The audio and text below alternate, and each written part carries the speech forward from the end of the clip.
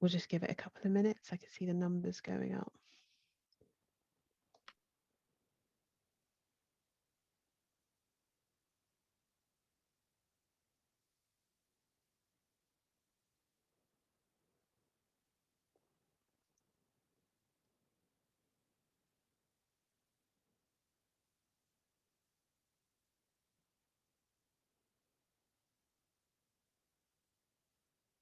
Okay, we're a minute past, so I think we'll make a start, and then hopefully others will join us. So firstly, thank you and good evening. Welcome to the Skills Workshop Workplace Confidence session. So we've run 6 sessions over a course of 6 months, and this is our last one. So a big thank you to everyone that supported us. Today's session is on demonstrating leadership and the importance of resilience. So Justin, Anukasi and Rachel Green were supposed to be our mentors for today, and they send their apologies. Unfortunately, they couldn't make today, but they have recommended 2 equally talented and really impressive mentors to join us today. We have Laurence Hemming and Saskia Bennett. So without further ado, I'll hand over to them to introduce themselves, just so you can hear a bit about their career journey, and then we can jump straight into the session. So who would like to go first? Saskia? Cool. Thanks, Marina. Hi, everyone. Thank you very much for joining. My name is Saskia Bennett. I am a product development professional at Wellington Management. My role there involves designing and launching funds for a range of clients internationally, mostly institutional. Before that, I spent 3 years at Legal & General Investment Management, where I was also a product development manager, working mostly with UK funds and with UK clients. Before that, I spent a year at Alpha Financial Markets Consulting, where I worked on again a range of projects. Management consulting firm for the asset and wealth management industry. Before that, I spent 5 years at Architas Multi-Manager, initially as an investment writer and lastly as an investment analyst in the investment team. It's quite a squiggly line, squiggly career. Happy to take any questions on that. And yeah, I'm looking forward to speaking in this discussion. Great, thank you, Saskia. And Laurence? Hi, good evening, everybody. So my name is Laurence. I'm an assistant director at EY, also known as Ernst & Young. Been here 3 years, and I'm currently a marketing lead for our wealth and asset management business, or the kind of investment management industry here. Quite a varied role, everything from some of our strategic pieces with our key partners in the firm, to social media, to content and thought leadership. And I guess essentially just trying to take some of our key solutions to a lot of our key clients in the investment management industry. Prior to EY, I also spent a year at State Street, so the bank, and also they've got an asset management arm as well. I'm in their global marketing team. And before that, I was at a firm called PwC, which many of you might have heard of. I was there for about 6.5 years, quite a varied role once again. So I worked a couple of years in the finance team in the government public sector. I also worked in their strategy team, looking at the key priorities that they launched throughout the year, and also did a couple of years in their advisory practice as well. So quite a varied route. I'm sure we'll get into that as we progress today, but yeah, happy to be here. Thank you both, and really impressive CVs. I counted 6 big names in there and over 20 years of experience, so we're really fortunate to have you both. I think what we can do before we get to the questions is kick off a poll. If everyone doesn't mind answering, it will give the mentors a feel of what people are thinking. Saskia, do you want to launch the poll? Great. So the first question, and again, this session is on demonstrating leadership and the importance of resilience, is what does leadership mean to you? Does it mean power, control, resilience, or inspiration? It's the first question. And we've got the second question is, have you found yourself thinking more about resilience since the pandemic began?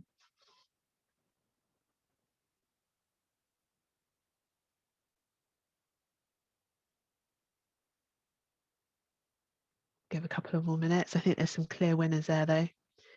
So in terms of what leadership means, we've got inspiration. That's really interesting.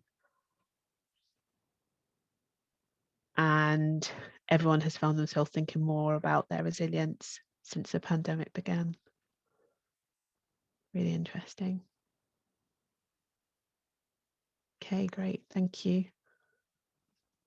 So on that note, we can kick straight into the questions. And my first question for you is, when you're interviewing a graduate or an intern, because now you'd be on the other side of the table, what traits do you look for? I don't know who wants to go first. Should we start with Saskia again, and then I'll switch it up? Cool. Thanks, Marina. So when looking for a graduate, when hiring for a graduate or an intern, I think it's important to remember that experience is, and technical knowledge is not going to be as strong, and that's something I think that everyone is very aware of. I think to sort of make up for that, and I say make up, I think what can we look for instead is eagerness, proactivity, sort of engagement. I think there are, when we're recruiting, we sort of look at it in two ways. You think of the cultural fit, the personality, so someone who's engaged and you can have a good conversation with, and is you get on well with. Someone who you want to work with has got to be someone who you can get on with.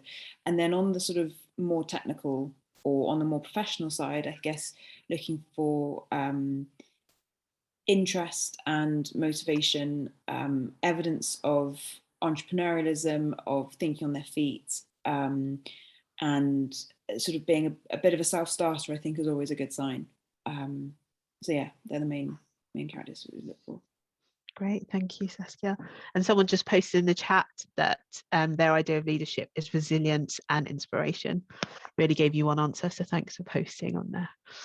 Laurence, what traits do you look for? Yeah, I think the engagement piece, I think, is critical. I would almost argue, no matter what role you're going for, you need to really show that you're engaged in the role, and you have almost a sort of energy, that you really want to get involved. And I think that comes across really well, particularly here at EY. Also say, in terms of having a commercial mindset, I think is really key now. That can be quite a broad term sometimes, but when I look at that, it's almost like some of the bigger issues in the current, at play at the moment, whether it's sustainability, whether it's technology-enabled transformation, digital, really think about some of those key things and kind of see how they can have an impact in maybe your day-to-day life or in the role that you're applying for, because I think most companies have a role in these kind of bigger issues. And I think it shows in myself and other hiring managers that, you really kind of are thinking almost beyond the role, and it kind of develops a picture about who you are as a person. So I think some of the key things that I particularly look for when interviewing. Thanks, Laurence. And then just thinking practically, if I'm a student, how do I increase my commercial awareness? Is it looking on the company website? Is it just reading the FT every day? What can I do to raise? I think in this current age, there's so many different ways. If it is you kind of picking up the Financial Times, great. If it's you kind of going on LinkedIn, going on Google, even kind of keeping abreast of what's on Instagram sometimes, I think just try to kind of stay in the know of what's going on. At the very least, that company you're applying for, I think it's critical you kind of just take a look at what they've got on the website, because you will be able to get a good steer as to what their key priorities are by having a scan on the website, what is on their main landing page. Have they got something on climate change on there? Then that is something you think, oh, I can bring something on that. So that would be my kind of focus, or my kind of tips as to how you can try to kind of gather that knowledge, even at a basic level. Okay, great, thank you. And you might have answered this already, but when you're thinking of a good leader or someone that stands out as a good leader to you, what would that look like? Is it the same traits, or is leadership in addition to any of those? I think for me, inspiration, I think, is key. However, I also think a good leader is someone who listens, an element of transparency. And I think, it's not always easy, I guess, at more senior levels to be fully transparent in terms of all the things that are going on, even at senior level within a business. But I think employees typically, they can see if a leader is trying to, bring them on the journey and trying to kind of include them as much as possible. So I think, inspiration came today, definitely, but I think transparency and listening, I think, are key. Great, thank you. And Saskia, what does leadership look like to you? What does a good leader look like? I think integrity, first and foremost. I think, if I think of my most inspiring, or the people I've been most inspired by in my career, they're typically ones who have had the most integrity and have been genuine, and we use this term a lot, but their authentic self, and I think that's key. Who admit their mistakes, admit where they don't know what they know. Show their vulnerability, show their humanity and their personality. I think is where that's been the most they've been the most inspiring people. Thank you. And how the majority of our audience are students. How can a student demonstrate their leadership skills, either on their CV or anything on their LinkedIn page? How can they demonstrate where they are currently, so not yet in the workplace, that they're a leader as well? I think extracurricular activities can be a great opportunity to show leadership. So if you play football, have you, or if you play any kind of sport, have you taken any sort of leadership roles? I think leadership can be demonstrated and not just being in the sort of the managerial position. I think leadership is a lot about initiative, and I think if you can show initiative where you've maybe identified a problem and solved it, or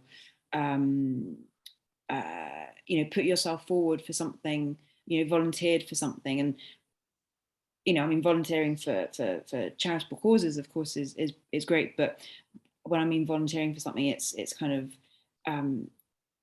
creating a role, or it's again going back to sort of solving a problem. I think those kinds of things, so initiative and putting yourself out there, are just as valuable as being able to say that you captained a sports team, or were the editor of a publication or something. Thank you. And Laurence, any advice for students? Yeah, I'll say everything Saskia said, to be honest. But I think to add to that, I would say just don't discount, some of the things you might be doing, whether it is you might have a part-time retail job, for example, or it could be something you've done at college or sixth form previously, where you may have been working in a team and you took a bit more of a leadership role in helping in that way, or you coach somebody. I think also often sometimes people look for the big kind of, I really led a project, from the front all by myself type of thing, where it could be the day-to-day thing that you're doing. That's the little tip that I would add to that, because sometimes those often go unnoticed. Yeah, I love that. If I'm thinking back to when I was a student, I wasn't a captain of anything or involved in any sport. So it's good to hear that there are other ways to demonstrate the leadership. So moving on to resilience now, and it'd be interesting to hear from you both on what resilience means to you and why it's important, especially in this industry. I'll start with you, Laurence. Give Saskia a break. Being resilient. I often talk about this because, I think it's quite timely, as we all know, the past year and a half with the pandemic. I think it really put a lot of people's resilience, to the test, because it's one thing, me going for interview at EY 3 years ago saying, yeah, I'm a resilient person.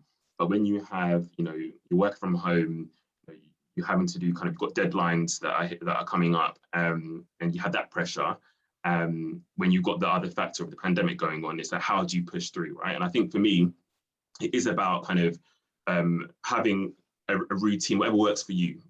Because for me, it's really about me organizing my time and making sure I have small checkpoints and I'm able to go through them at that rate to get my work done. There are times where it can be difficult, but if you've got something, if it's music, if it is reading a book that allows you to have some downtime and then refocus again, I think it's important to do that to help you push through. So that's been my thing, but it probably varies for every individual, but that's what's worked for me. Yeah, really interesting. Thanks for sharing. And Saskia?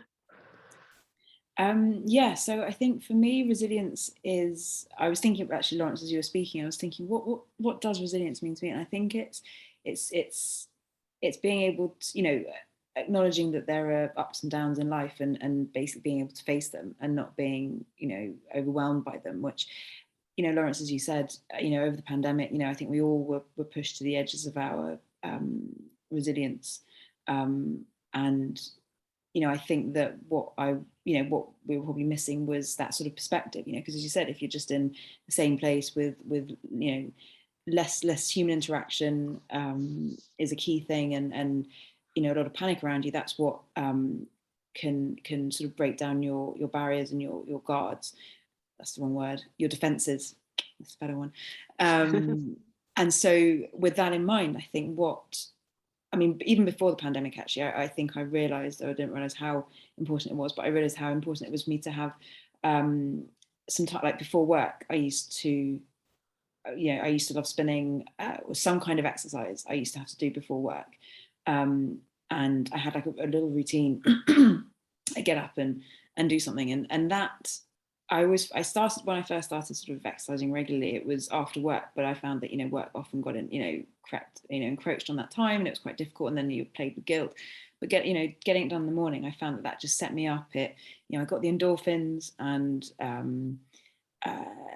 knew that I could kind of go into the day thinking, right, I've done that.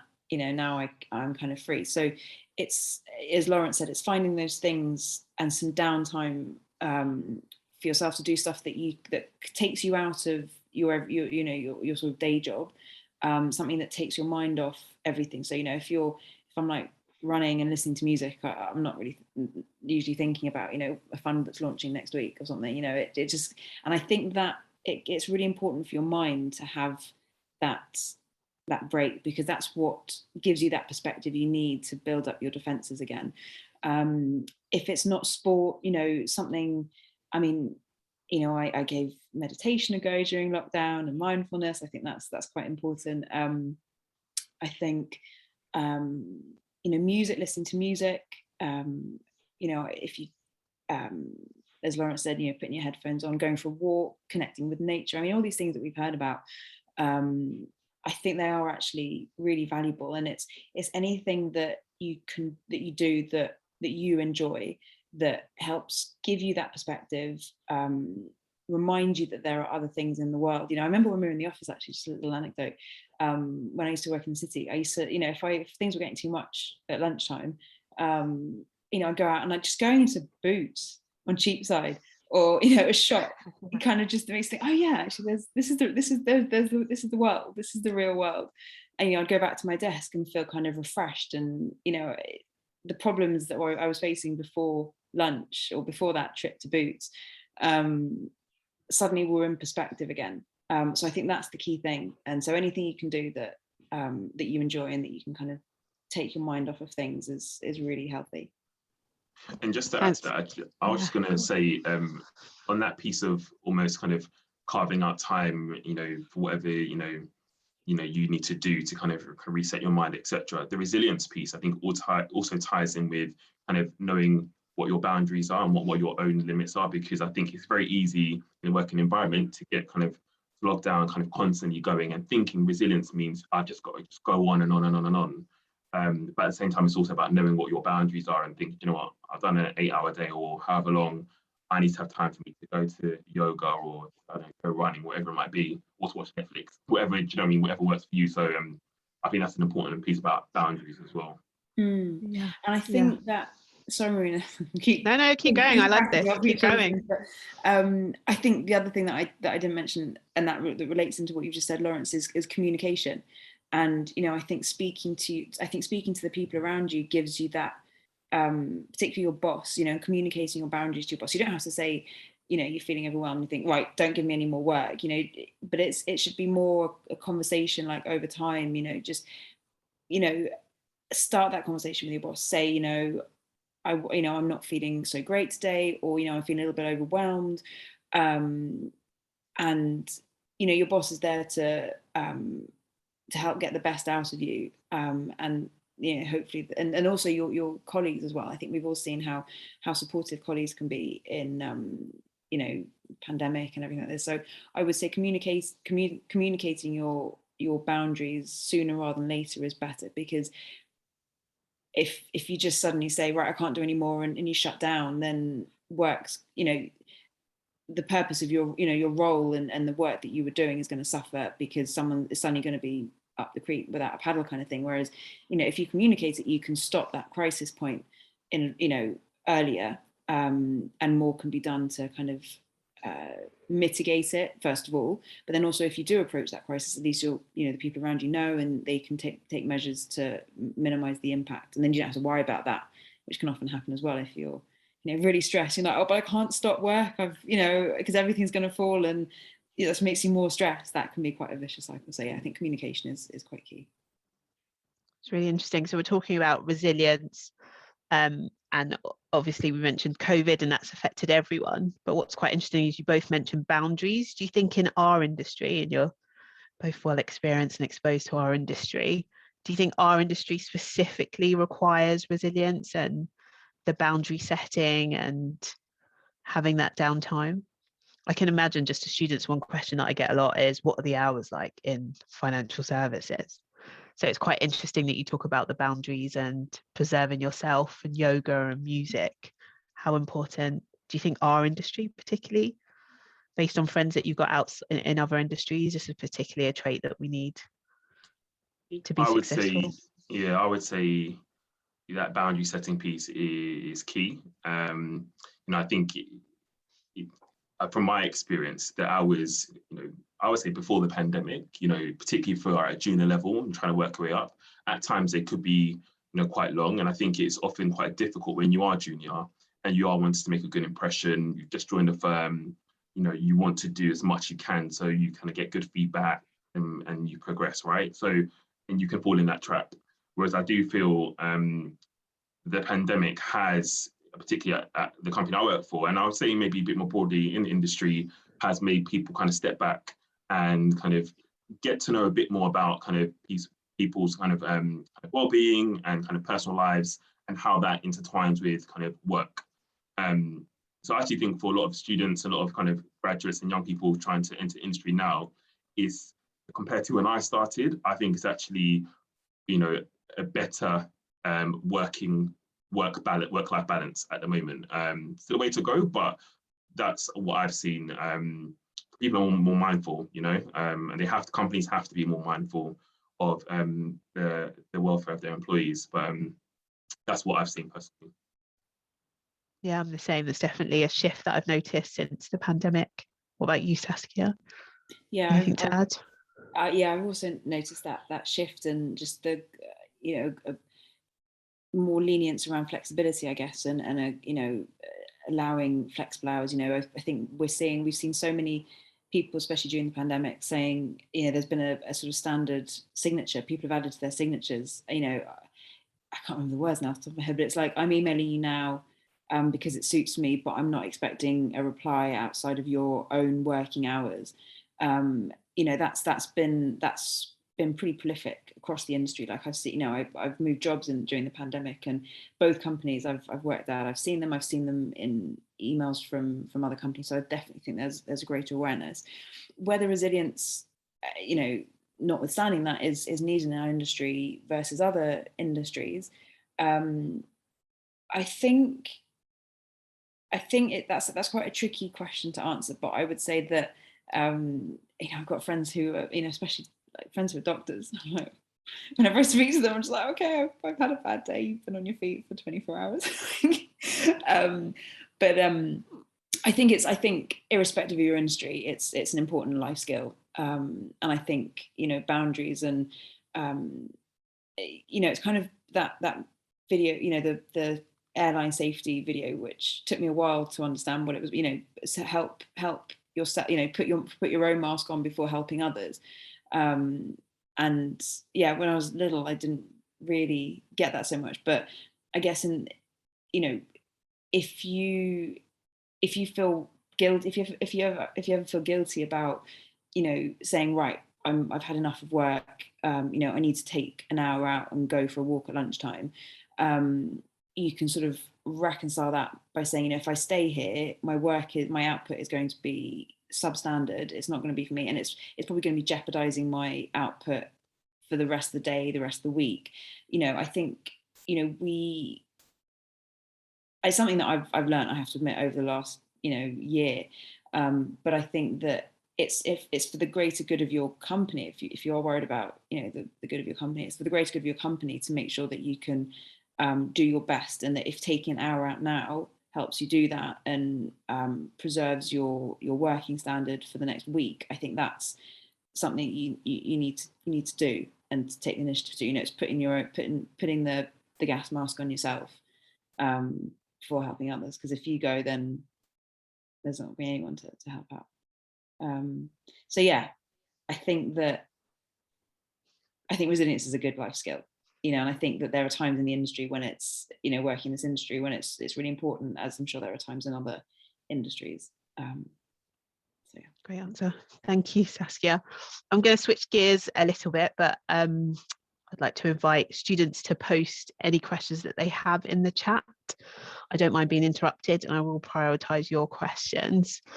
But what I want to move on to is the knockbacks and dealing with rejection. And I hope this session doesn't sound all doom and gloom. What I want to highlight more so is that every one of us have experienced knockbacks, and we're still where we are in our careers. So I think sometimes you only get the message out of this idea of success as if it's a straight, easy road, and it just isn't.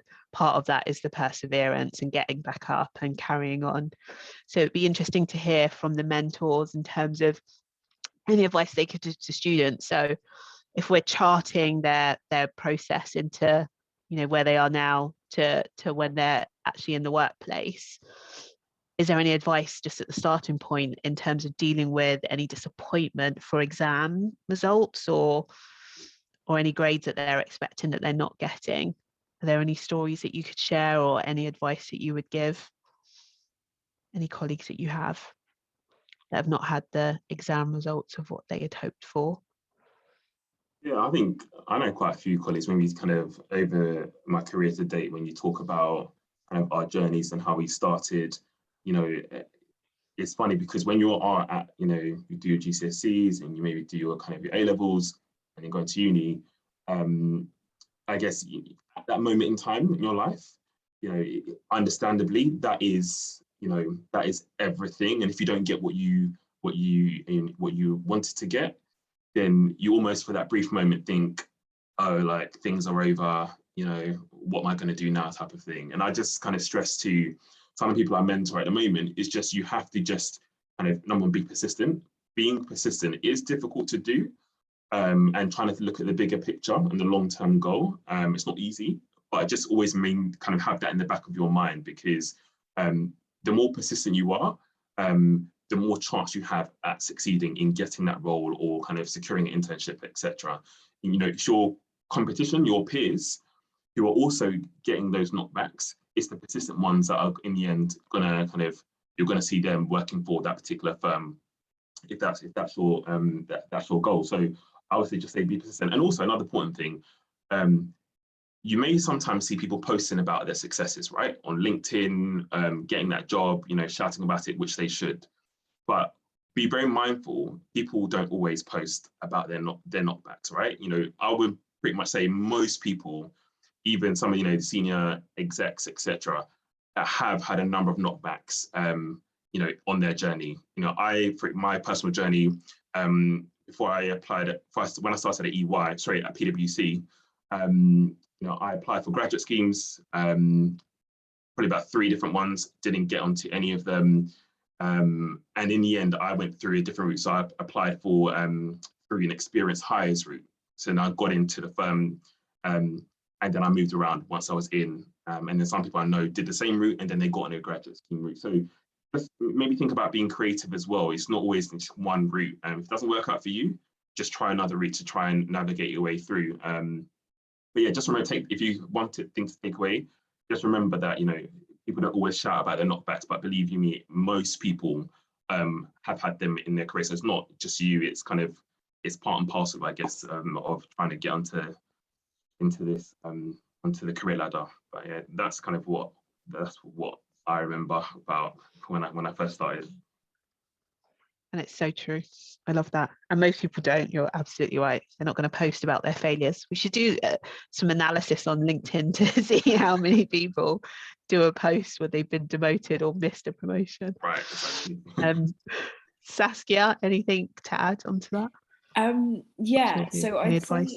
say, so I mean, I think the job market, especially as a graduate, I mean, it was competitive when I was looking for a role, and I only think it's getting more and more competitive. I mean, you know, when I hear stories of what students are doing, and you know, see personal statements or you know, application letters, you know, I'm bowled over by how you know, the standard out there.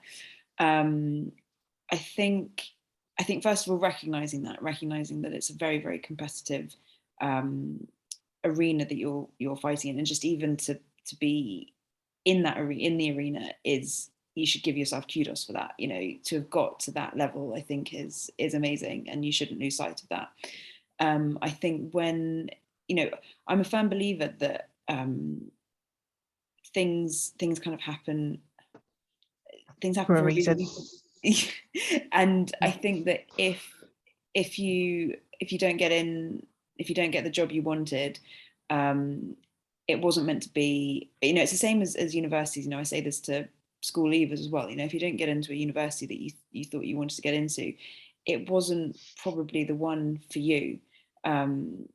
You know, it's about a fit. You know, it's all sorts. So I think if you don't get it, if you don't get the job you wanted, it means that you wouldn't have been happy there, and it wasn't the right one. So it's, you know, the best thing you can do from that is, I think, to see if there is anything that you might have done that wasn't you, that you know, I think you need to hold on to who you are and have faith in who you are. And if you know, if you can identify something in that interview that wasn't, or in the, you know, application process that didn't really feel like you, then maybe think about that. Or if there's anything else that you think you could definitely do differently next time, that's sort of shouting out at you. But other than that, I'd say just, you know, put it down to an experience, you know, meeting interesting people, hopefully, or, you know, having the opportunity to write an application letter or articulate your journey, and move on to the next one, and just put it down to it wasn't going to be a right fit. I think, I mean, I remember when I just graduated. So I didn't go in via a graduate scheme. Going back to Laurence's point of sort of having a creative look, you know, creative approach to getting into the workforce. So when I graduated, I thought I was going to take a year out and then go back and do more studying. And I just kind of wanted to get like a temporary job to sort of tide me over for about a year. And applied to, I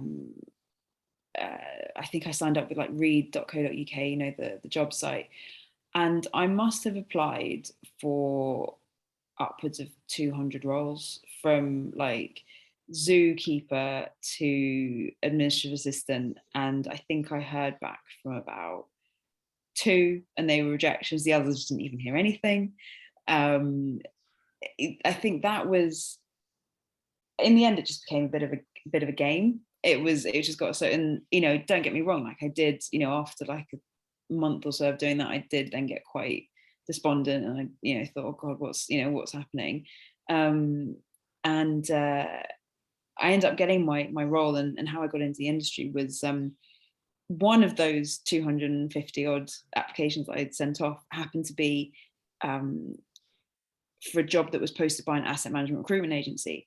I didn't really know what asset management was. You know, finance when I was at university was investment banking, which I knew I didn't want to do. And so they said, come in for an interview. So I ended up on the books of this asset management recruitment agency.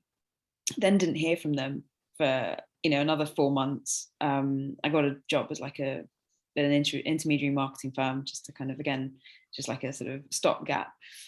And I didn't hear from them until I think it was January, and I was actually down in Wales. My grandmother was moving house. I was unpacking boxes, and I got a call from this asset management recruitment agency I hadn't heard from for, you know, 6 months. And they said, can you start at this company next Monday, or this Monday even? They want an investment writer. And I was like, yes, I need a job. Didn't know what an investment writer was, didn't know what asset management was.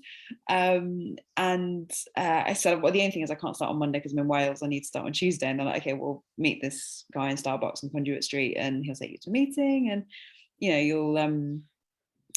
you'll go from there. And yeah, so it was very, again, it was only going to be like a week. And then they said, oh, could you stay for another week? And I was kind of just proofreading as an investment writer, and then started, gradually started writing more.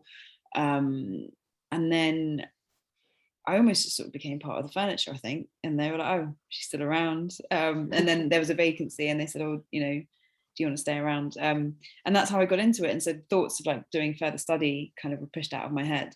But it was quite a, I mean, it was, you know, I appreciate it was a very lucky chance, but it was a very unusual entry into the industry, you know, via an asset management recruitment agency who I signed up to by chance whilst looking for a zookeeping job. Yeah, very interesting. And what is interesting is I see your CV or your LinkedIn profile, you don't see that you applied for 200 jobs before you even got that one. And that's the missing part of the story, isn't it? Exactly. Thanks, Saskia. So we've had a few questions in on the chat, which I promised to prioritize. So the first one is, if you are rejected, is it good to hold a grudge to motivate yourself? Or is this a bad mindset to have? And I love this question because if someone tells me no, it motivates me more to get it done. I don't know if I hold a grudge, but I definitely use the no as fuel to progress further. So it'd be interesting to hear what the mentors think and whether it's healthy to hold on to a grudge as motivation. Laurence, do you want to go first? The question of kind of two answers. I guess no on the one part. I wouldn't say hold on, use to have a grudge. But on the other side, I think definitely use it as motivation because all too often do I see people who maybe they applied for a firm, you know, 3-4 years ago, they got rejected, and then their career has taken them a path, and then they kind of come full circle and they actually re-enter that firm at a more senior level, right? So, and then it's quite a nice feeling, you know, knowing that, oh, this is the same firm that rejected me, but I knew I was good enough to get here anyway. Or even there's times where then later on that firm will then make an offer, I want them to join, but you're like, no, do you know what, I'm good. I've actually got something better, which is also another nice feeling as well. So yeah, I'll just say, just use it as more of kind of a drive and inspiration to keep going. And to our point earlier, just know that most people, you know, get rejected in some form when they're applying. It's quite rare. I've heard someone the first application they've got it. It probably does happen, but it's not probably very, very uncommon. So yeah, definitely use it as inspiration and more of kind of a drive and less of a grudge. I love that answer. Saskia, anything to add to that? Yeah, it sort of echoes, I think, what we were saying before as well. Like, don't beat yourself up at all, because that can get a vicious circle, and that can actually be demotivating. That said, you know, everyone's different. You know, I know, of course, some people. You know, I was on a call earlier, and we're talking. You know, people saying, oh, you know, some people need that like deadline. You know, the pressure to focus. Some people prefer to have time. You know, some people, you know, I'm sure, you know, need that sort of setback to kind of give them the fuel to progress. Some people find that far too dispiriting and actually kind of sets them back. So I'd say there's probably no, you know, one size fits all answer. I mean, my personal advice though would be don't beat yourself up, and yeah, see it as an opportunity to grow. And yeah.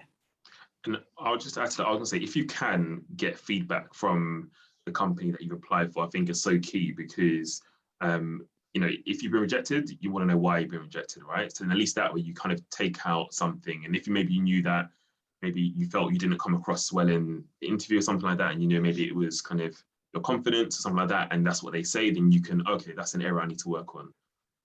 Or if it's something you don't agree with, at least you kind of know what the company were thinking. So that's also something, not just to walk away empty-handed. If you can get feedback, that's always quite useful. Oh, I love that.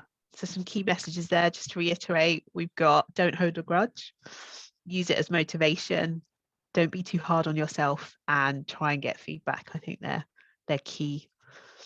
We've got another question here, and Saskia, I'm going to pose this to you, only because you touched on being your authentic self earlier and how you see that as part of leadership.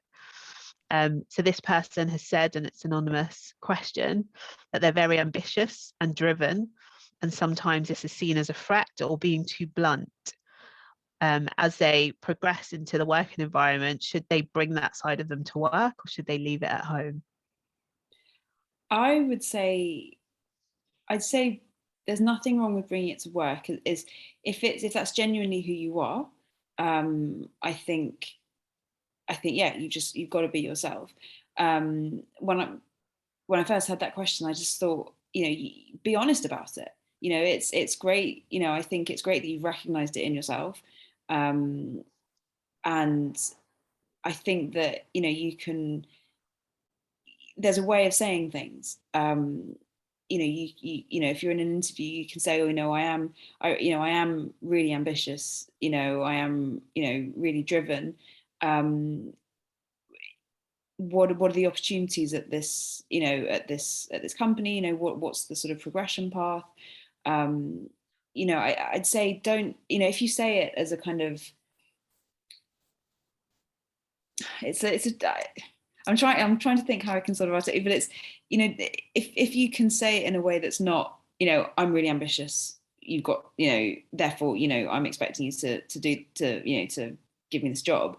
But I think if you can frame it, it's how you frame it as a sort of, I am driven, I really like to be challenged. I'd like to see a clear path. I think those kinds of things you can say, and I think they'd come across really well. If I were hiring someone and they said, that they had ambitions to go far, and it's better than someone sort of sitting their hands looking at the floor, kind of seemingly disinterested. So yeah, I think it's something I would never say don't be yourself. So definitely be yourself, but through experience, it's you can see how you can couch that to people in a way that they respond well to it. So try it out on people, on friends, and yeah, practice kind of explaining your ambitions in a kind of conversational way. Thank you. Laurence, anything to add to that? Yeah, I think it's quite similar actually. And the thing I was going to add is maybe almost, if you can, to kind of balance it, is almost let them know that you are willing to learn at the same time, because I think it's quite good if you are saying to them, I'm ambitious, I'm driven, I want to succeed, I want to do all of that, and you're quite direct and open about it, but also to let that company know, you are also there to learn. You don't know everything, even though you are ambitious and all those great things. You also are there to learn and to contribute to the company, etc., etc. So I think kind of balance it with that, I think lands quite well. And I would just say, I personally think now, particularly when I've kind of been in kind of hiring for some roles, is we do look, if you've got maybe 5 candidates and they all have similar qualifications, they've all, if you have done psychometric testing, whatever it is, it's all kind of on a level playing field. What is then going to set an individual apart to make them stand out is going to be your difference. It's going to be kind of your personality, etc. So to the question, I think it is important to bring your authentic self, and if you're ambitious, let people know about it. But I think Saskia was saying as well, it's just maybe how you get that across is really key. I think you may just think about that, but there's no harm in making that known, just how you communicate that. I think actually, yeah, Laurence, what you said there, I think that's key. It's expressing your ambition, but also recognizing your weaknesses and being just as open about your weaknesses and the gaps in your knowledge. I think that's how you'll pare back the kind of threats or the sort of I think that's I think you hit the nail on the head there. Thank you. Great answers, both of you.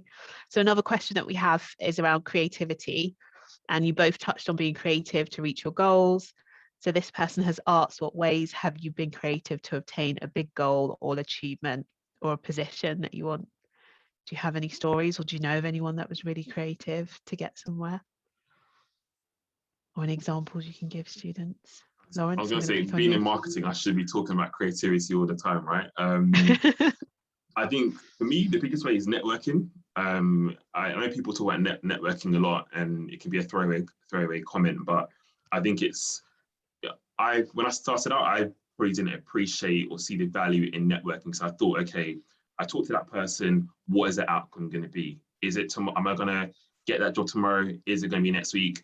But I think sometimes networking, it comes from, when you least expect it, when you might kind of reconnect with somebody through a mutual friend or something like that, or that can lead to an opportunity that way. So the creativity piece, I think I've had experiences where when I've moved internally in previous companies into different roles, and it has been through primarily people that I've known who have then introduced me to somebody else, and kind of I've got an opportunity that way, and then progressed further that way. Because almost back to the point, if you've got candidates even internally where everyone's kind of doing similar jobs, similar outcomes, you have to be a bit creative sometimes. Think, okay, how can I get in front of that person? How can I kind of build my profile? I think networking is a good thing, and also LinkedIn. Maybe a question will come into after, but LinkedIn is another way in terms of being a bit creative about building your profile as well. Because believe it or not, there's many companies now that will look, if you apply and this is your name, some will look on LinkedIn just to get a sense, okay, how's the person kind of present themselves, what have they done, does it match up with what they put on the CV, etc., etc. So I think those are two ways I'd say. To be creative, great, thank you. And while we're on the LinkedIn question, and I'll pose both to Saskia, what's your thoughts on LinkedIn? Is it necessary to break into the industry? That was one of the questions we got that you touched on. I wouldn't say it's completely necessary, but I think it's very helpful. And it depends how you want to use it, right? Because, some people may just see it as a tool or a kind of a place where they can find information out. Some people can use it as a networking tool. I personally think it's a good way, both from a candidate's perspective, as well as a firm's perspective, to find out a bit about kind of what that firm is, and also if there's any key individuals in that firm. If, for example, if you get the name of somebody who's going to be hiring for a role, you can do a bit of kind of background research, kind of like what has their experience been, what are their interests. So I think I don't know if it's fully necessary, but I think it's very, very helpful. Thank you. And Saskia, any creative ways that you've used to get a position or get an opportunity, and what's your thoughts on LinkedIn and how necessary it is? So on the creativity point, so I told you how my kind of entry into the asset management industry wasn't exactly conventional. So when I left my first company, after I'd done 2 roles there, you might say this creative way, to find out. So basically, I moved from sort of investment, like the investment side, and I wanted kind of something more project based, and I moved into consulting. And the way I found about consulting firms is I did a Google Maps search of consulting firms near where I was, and that's how I got the names of firms. And then I just sent in like emails and speculative like CVs and emails. Probably what I would do now is actually look for recruiters, because they can often, if you do Google Map, like a Google Map search of a recruiter, or just a Google search of a recruiter, they probably have that information at their fingertips. But I did like a Google Maps search, and I remember I found a couple of firms through that and went for interviews, and 1 or 2 of them did ask, "Oh, how did you hear about us?" Just the kind of standard question. I was like, "Well, I actually found you on Google Maps," and their reaction was kind of, okay.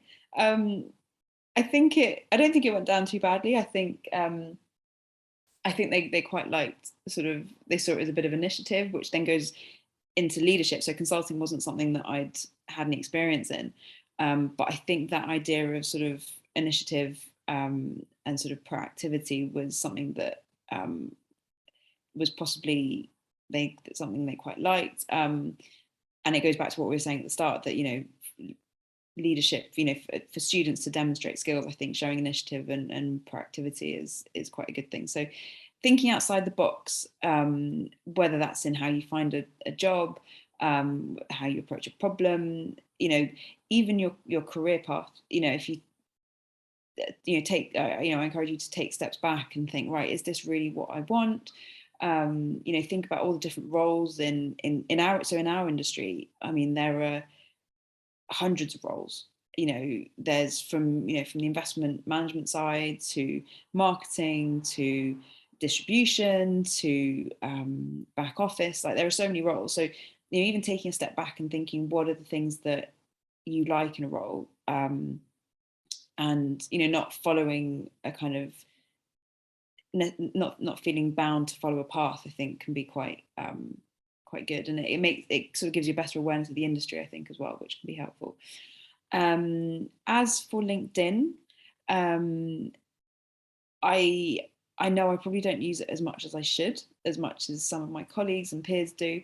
I think it can be really valuable, though, in making connections. Just today, actually, I was talking to someone, and he said, "Oh, I think I know someone who worked at your old company." And I thought, "Oh, I'll drop a message on LinkedIn." He's not on LinkedIn. And I was like, "Oh no, what do I do now?" So it's a really nice way to stay in touch with people from previous firms. And it can also, it can be a great way to learn, to kind of get a vibe on the industry. I think, we need to remember it's not Facebook, it's not Instagram, it's not Twitter. So I think if people are going to use it, it needs to be used carefully. I mean, in the pandemic, we have seen more personal posts, and people have always said, I know LinkedIn isn't for personal posts, but so maybe there's a bit of territory creep there happening. But yeah, I think as Laurence said, if you bear in mind that future employers will probably look you up, and so and if you have like a super private profile, thinking, oh yeah, I can be really sort of, I'm professional, but if I keep my profile private and only, that it's not great either. I'd say, keep it professional, even if you want to set up like another LinkedIn profile, but if you're going to have a presence on LinkedIn, you've got to make sure it's professional. So yeah, used properly, I think it can be really valuable. Yeah, I agree. And just a little note to add, internally at our firm, when we're doing the graduate recruitment process, the interviewers will always look at the LinkedIn profile, and I've seen some of the feedback that has come from it, and it could be all the student says they're passionate about investing, and they're passionate about current affairs, and then you looked on their LinkedIn page and you can see no evidence of that. So it's a good idea to just have that as an extension of whatever you're portraying yourself to be. So you expect to see people liking investment articles, if that's what they say they're into, or even posting stuff that's similar to that. So just my little 2 cents to add on to there. Thank you. So we've got a couple more questions in here that I'll get through. So one of them is on someone that's doing their CFA. Once they plan to do a CFA, once they finish uni, do you think it's worth it? And I'd like to expand that to just professional exams in general.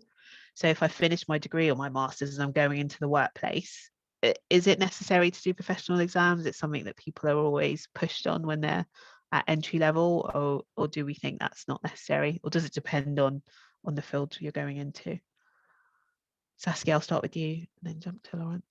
Cool. It's a really good question. So I remember at my first role, I was, yeah, as I said, I was investment writing, but I used to work a lot with the investment team when I first started. And I remember there were a couple of guys who were a couple of years above me, and they were all doing the CFA. And I just thought, okay, wow, it was kind of very much a done thing.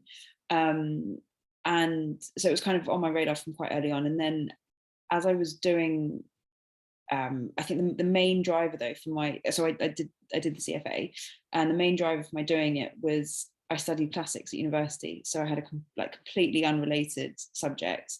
And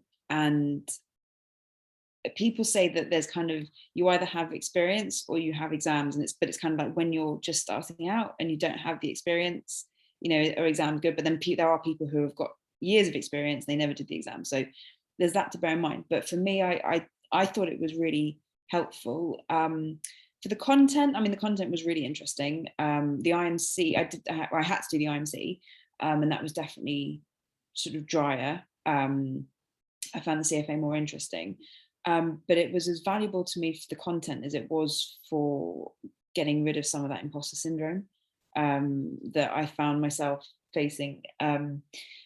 So I found it really interesting for getting to know what other people, making sure that I was on a similar page as everybody else. The content as well is really valuable, but because I ironically, just after I finished it, I moved away from like an investment role. So my opportunity to use, the key parts of it directly were reduced, but it's helped me since in conversations with investment teams. And so professional qualifications, I would say, are worth it. I think as well, we've been talking about how competitive the marketplace is. But I would say don't put yourself under pressure to do them before you started at a company. I think it's, you can express your desire at interviews and stuff to work towards those exams, and you can maybe try and get hold of some materials. But I think they're mostly designed for once you're working. I think they'll have more meaning as well once you're working. So yeah, I'd be aware of them, but don't force yourself to do them before you start work. And Laurence? Yeah, I think I agree with that. I think they're definitely worth us to do. And I'm saying this as if I've done one, which I have not. Because the interesting enough, the decision I made when I finished my bachelor's is, do I want to do a master's or do I decide to do professional qualification? And I chose to do a master's, and even that's another conversation about whether it was worth doing that. But I think with what I've seen in kind of, I guess, in the accounting world, and even in the marketing world, I think if you do have professional qualification, and kind of what field you want to go into, it definitely helps you progress in that area. But as Saskia said, I think if you can get a company to sponsor you to do it and you're working at the company whilst you're studying it, that's the ideal scenario. So I think if someone's considering doing it, it's definitely worthwhile to do it. But it's not a must to do it in order to progress. It just depends on kind of your preference, really. But yeah, it's definitely not a waste if you decide to do it. My younger brother, he did his ACCA, which was long. Props to everyone who does the accountant qualification. It's not for me, but obviously now he's working as an accountant and he's making use of it, right? So I think definitely consider it. I mean, I can add in terms of, I did a master's after my bachelor's, and I'm in marketing, if I had a decision to do the marketing professional qualification or the master's, I probably have done the professional qualification because that is more closely aligned to what to do, and it's more recognized in my particular field. But at that time, I didn't know where I was at. So goes back to Saskia's point. I guess, there's no massive rush to do it before you actually get into a role, if you're still trying to figure it out. Thank you both. Great advice. Laurence, can I just ask, was your choice when you were between masters and professional qualification, was the professional qualification in question your marketing? Yeah. It was. Yeah, exactly. Yeah. So I always knew you kind of had an interest in marketing, but even at that stage, I guess partly because a lot of my peers were going to do masters at that time, I probably didn't do enough research into professional qualifications and realized that if you know the field you want to go into, what will be recognized a bit more. And also we talk about competition, right? It was, and it's even more so now, a competitive landscape. And it was at that time, it was almost as if you had to have an additional piece to your bachelor's degree. I think the game has changed slightly now, where more big firms, etc., are accepting people with degrees or offering apprenticeships. People who come out of college. So I think it's a bit more broad now, which is great. But back then, I think it was a bit formulaic. Yeah. I think what you've highlighted though is that there is a real range of professional qualifications out there. There's one that CFA, IMC, there's the KIA, there's the ACCA, as you said, for accountants. There's they're marketing, for specific areas of the industry as well. There's also an investment operations certificate as well as the investment management certificate. And I think, as maybe my path has shown, I thought I was going to be an investment manager. That's changed. I think that certainly when I was getting into the industry, I had so little awareness of the range of roles there were in the industry, that I think if I'd had to choose a professional qualification at that point, I would have had no idea which one to do. I think it's worthwhile pausing. And actually, I was interviewing someone last week who didn't go down the kind of immediate qualifications and everything. It seems that she wanted to take time to decide exactly what she wanted to do and which qualifications were going to be most useful to her. So I think there's merit in that too. Great, thank you both. Really useful answers. So we're getting a couple of questions to still get through, and I'm conscious of time. So what I might just do is pose one question to each mentor instead. So one quick one that was still on LinkedIn, and if I give that to you quickly, Laurence, how much detail should someone put in their LinkedIn profile? Does it matter or not? I don't think it matters necessarily in terms of detail. I think you need to put enough detail within reason. So if you are kind of talking about your experience, I think, you have to, explain and elaborate enough. So then somebody who doesn't know who you are, you almost think about it. If someone doesn't know your character, somebody doesn't know kind of what type of person you are, you have to give them enough information for them to kind of build a sound judgment on your experience or kind of what you're trying to get across. So it doesn't have to be loads of detail, but I guess I'll just say enough detail. And someone might say, what's enough? But I guess almost use it as your test you could if you give it to somebody, maybe a family member or one of your friends who doesn't know about what you've been doing in terms of from a work perspective or your experience, and say, does this make sense? Read that through, is anything missing? Just think of it like that. And also just the same way you'd give the same attention to your CV, apply that same attention to your LinkedIn profile in terms of how you lay things out and your experience or how you articulate certain things, because certain recruiters and stuff will look at that as if it was your CV. So yeah, I'll say that. Thank you. Thanks. Hopefully that answers the question. It was a great answer. And Saskia, I'll give you the next one. So they wanted to ask if there are any other traits or experience apart from leadership positions that recruiters are looking for in candidates. So they gave the example of marketing or finance experience. Is there anything in particular that you've seen crop up that's really quite key of what you should have? Yeah, or is it more just on a very traits? What were the ones at the very beginning of the question, apart from which traits?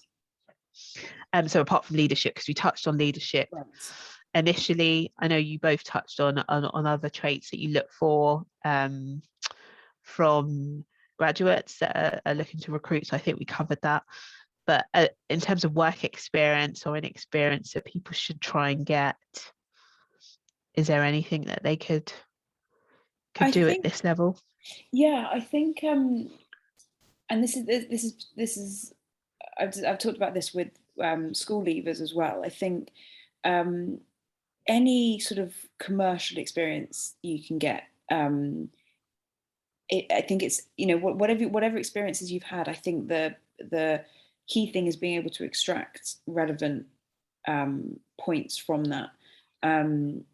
So it's, even if you've, I don't know, if you worked in, as Laurence, I think, mentioned earlier, if you've had a part-time retail job, if you can draw out, maybe commercial awareness or, interacting with people, being a team player, those kinds of things, I think, this is again when it's the tricky bit, because it's the sort of thinking outside the box, it's stepping back and thinking, what have I learned from this? I think that's, so I'd say any experience you can, the key thing is being able to draw out, the transferable skills, that's what it is, that come from any, and, even down to, walking a dog, could be responsibility and, Maybe that was a bad example. I walked a fence dog today, so it's on my mind. Maybe I can't make that a career thing.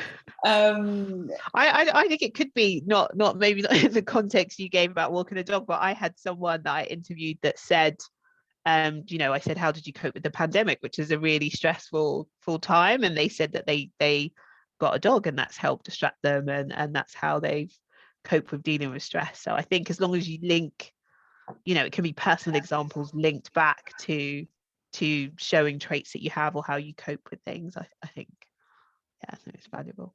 Yeah. Thanks, Saskia. I'll walk it tomorrow then as well, then, should I? Yeah, very good. And it shows you like exercise. One other question I'll pose this to you, Laurence, and it's piggybacking off Saskia's point in terms of transferable skills. So this person said that they have a background and experience outside of the industry and that they want to move into this industry. I think they're considering, so they've done their degree and they're considering a master's potentially. Any advice in terms of pivoting? Yeah, that's a good question. Yeah, I guess it can also be difficult sometimes when you don't, you've never worked in that industry and you don't have experience in it. And I think, you know, understandably, you'd have to start with these entry-level roles, right? And I think generally, from what I've seen, a lot of the entry-level roles are quite broad and kind of quite a broad skill set is required. So there is an expectation that you have a lot of the technical knowledge at that stage.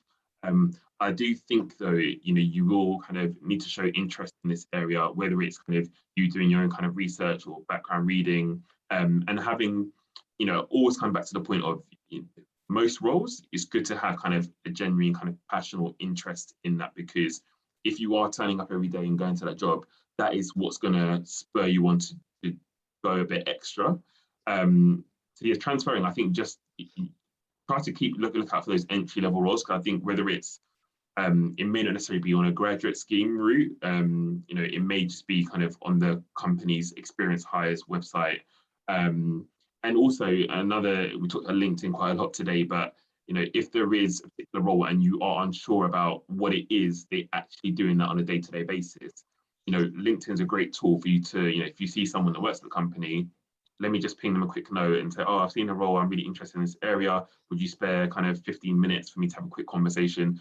And I'll be maybe like 90%, maybe 95% of people would be quite open to having a quick conversation, to kind of talk about what they do.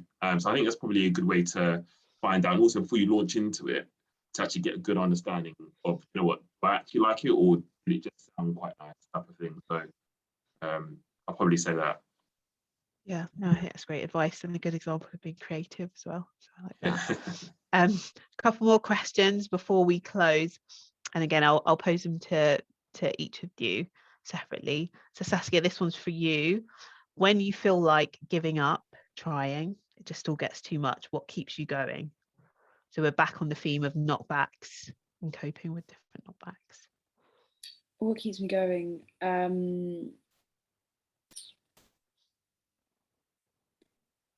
Knowing that I get bored easily, and if I don't keep going and I sit on my hands, I'll feel worse, you know, the next day. So it's what keeps me going is that knowledge and how I sort of, it's about getting yourself out of that mindset of being knocked back, giving a friend a call, going for a run, putting on some really loud music, anything to just kind of change the mindset. And then I think, right, you know, this is the, yeah, gotta keep going, otherwise I'll go mad. Great answer, thank you. And one for you, Laurence, as you get more senior in the industry, do the knockbacks get less? Does it get easier? Is it just at the entry levels? They still happen. I'll leave it up. They still happen. Doesn't get easier. I think, well, I'll take that back. In how I deal with it, I think that gets easier, because I guess the longer I've been working, you know, the more you know kind of that there's a certain way, I don't like to use the phrase play the game, but you know, there's certain, you know, it's not always kind of straightforward, essentially. So, you know, when I do get knockbacks, if I've gone for a role internally or a particular project or opportunity and I don't get it, then it just spurs me. I think Saskia said earlier, you know, that wasn't meant for me. You know, that, you know, probably wasn't my project. It wasn't meant to be mine. So, but it didn't give more of a drive to kind of keep pushing on. I just use it and rechannel it that way, to be honest. Yeah, because not every, I think it would be a bit weird if every opportunity you went for, no matter how senior you are or junior you are in an organization, if you got it first time all the time, and then that's just not real life, I guess. So yeah, it's almost like a real life lesson, right? It's just you're gonna have knockback sometimes. You just have to kind of keep consistent and keep persistent with it. I just don't know if it's worth just adding on to that something that one of my first bosses ever said. It came to like an end of year appraisal, and you know, there was sort of a scale of 5, and I remember him saying, if you're consistently getting 5s, you're in the wrong job as much as if you're consistently getting 1s. That you're not being stretched enough. You know, it's when it, you know, linked to that is a friend of mine who is a doctor. You know, I remember her saying, you know, you just have to pass. You know, it's like a driving test. You either can do it or you can't. And I think when you're in the workplace, you know, doing your job is good. And if you're consistently exceeding that, then it's not the right role for you, because it means that you're not being stretched enough and developing enough. Thank you both. And last question before we close for this evening, what's the final piece of advice that you give to students to help them succeed in this industry? I'll go to you first, Saskia, and then we'll close with Laurence. I think this is going to sound really corny. Be yourself. You know, be yourself. It's better for you. It's better for the people around you. And don't be too despondent. Just, yeah, be yourself and be resilient, I'd say. Thank you, Saskia. Laurence? I think Saskia saw what I was going to say. I think, no, like, you know, broken record, it is be yourself, you know. That is kind of, me personally, what's got me to where I am. And I think that for all of you watching, that is what is going to get you ahead, because you know, nobody, you know, can, everyone can have similar skills, but how they kind of perform and how they kind of deliver a project or whatever it is down to you and your individuality. So definitely be yourself and be persistent, be resilient. We discussed today, network, you know, utilize your networks. Yeah, and yeah, just keep carrying on. That's the advice I give. Great, thank you so much.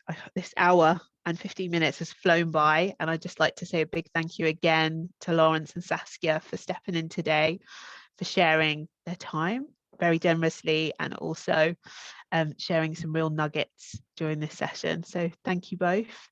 And they're both on LinkedIn, so students, please add them. I'm sure they're more than willing to continue the conversation if you reach out to them. And best of luck in your journey.